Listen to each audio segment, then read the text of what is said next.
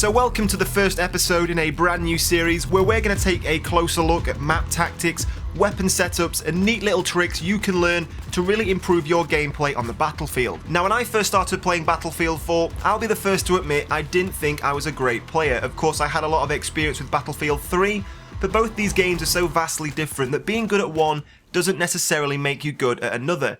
But using these tips and tactics over time, I have massively improved my gameplay, so hopefully these ideas won't just help some of you new guys who maybe have just picked up Battlefield 4, but hopefully some of you seasoned veterans as well. So starting off with Conquest on Flood Zone, this is a map I really used to hate, and now I actually really enjoy it. It's possibly my favourite map, and that's because I've really learned how to use it. Now at the start of the game, you will find a lot of players dashing up to try and get to the highest point on the roofs. I find if you move straight down the centre street, no matter which side of the map you spawn on, move directly down the road, you will find very little conflict because everybody's trying to get to the roof. If you move right down to the far end of the map and then come up onto the roof from behind the enemy, you'll be very surprised how many enemies you can get the jump on and come up behind, because everyone thinks the first aim of this game is to try and get as high as possible. So if you stay very low and come up from behind the enemies, as you can see, you can take them out quite easily. Did you know that when throwing a grenade, if you hold the fire button, it actually allows your player to hold the grenade indefinitely? Now of course this gives you more chance and time to aim and throw your grenades more successfully, but also if you're arming an objective like taking an MCOM, if you pull the pin on a grenade and keep hold of it, it will act like a dead man switch. If an enemy comes around the corner and kills you, you'll drop that grenade at your feet and avenge your own death. Now sticking with Conquest on Flood Zone, another quick tip: if your team have captured the A flag but the enemy are trying to take that flag away from you, of course for those guys to capture the flag they have to be down at water level near the levee surrounding the flag.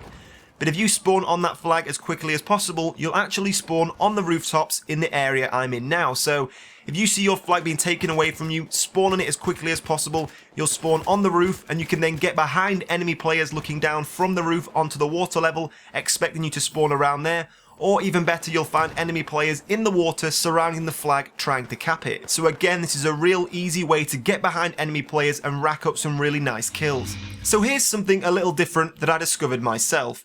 This inconspicuous rock on Dragon's Pass may look like a normal rock, but in fact it's a secret sniper's base. This thing is see-through on one side. Unfortunately, you can't shoot through it, but you can keep an eye out for your enemies, step out, take a shot and then get back behind cover without being seen, but still keeping tabs on your enemies. And you can see straight to the flags in front of you and to the flags to the right. Here's a little tip for any PC players out there. You can actually make your soldier run forward without having to hold down the shift key. If you just double tap the W key, your soldier will continually run forward without having to hold down any other buttons. Did you know that the USAS with frag rounds is the only pickup only weapon that allows you to actually replenish the ammunition? Of course, the different types of 50 caliber sniper rifle, once you're out of ammo, that's it. As you can see here, I dropped down some ammo and straight away it replenishes my ammunition pool. Very handy tip if you want to go on an insane kill streak with this thing. Now moving on to Operation Locker, this map is all about outflanking the enemy. No matter what the game mode, whichever team control the outside route practically control the entire map. Now of course the issue with the outside of the map is that snow blindness will affect different players in different ways. So if you want to even up the battlefield and make sure you have the advantage of the line of sight, try using smoke grenades with the FLIR thermal sight. This thing will blind the enemies and make you completely invisible while you can still see their heat signatures through the smoke and take them out with ease. Now of course this idea doesn't just have to be used outdoors, in fact it's very effective inside the map as well. If you find yourself in the corridors leading up to the B flag, which is very confined areas where you see a lot of battles, get that smoke down there, you can use it as cover to protect yourself and your team, and of course with the FLIR scope you can see straight through that smoke and take out all the enemy players who are practically blind to your presence. And finally today, this may seem like an obvious one, but you'd be surprised as to how many players still don't implement this, and I can't stress enough how useful this piece of kit is. If you want to get your flank on and thermal sights and smoke grenades aren't for you, then don't forget to attach a suppressor. These things have massively changed since Battlefield 3. They no longer reduce the power of your weapon, making you an underpowered player. They now just reduce range and velocity of your rounds. So if you're playing small game modes like Operation Locker or Domination or Team Deathmatch, always run with a suppressor. There's literally no negative to taking a suppressor.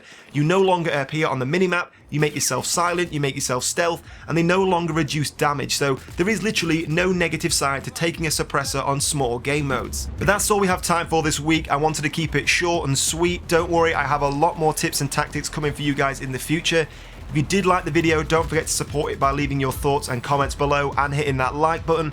If you have any more tips and tactics you want to share with any of my subscribers, don't forget to leave those in the comments as well. But in the meantime, guys, thank you for watching, and I will see you soon.